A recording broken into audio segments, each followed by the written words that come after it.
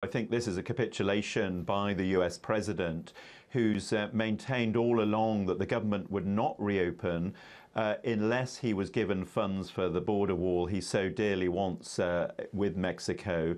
Those funds have not been given to him. I think what's happened, though, is that he's become alarmed by his dipping poll ratings. A majority of Americans do blame him for this shutdown, and the Democrats have really escaped that public anger pretty well. The very small percentage blame them for it. Trump is more unpopular at the moment than at pretty much any time in his presidency, apart from after the Charlottesville riots. So he was aware that he was losing the PR battle.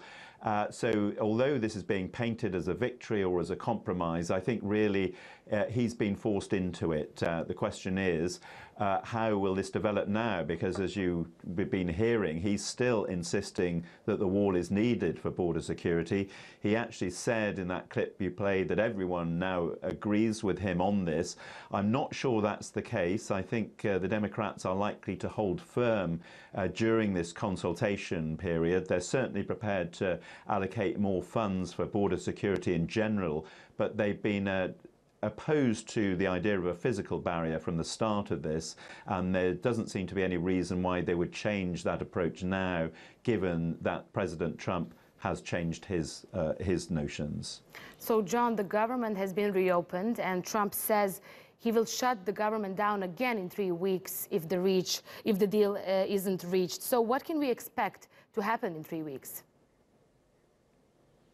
Well, as we've heard, these negotiations will take place immediately as both sides try and find some sort of agreement.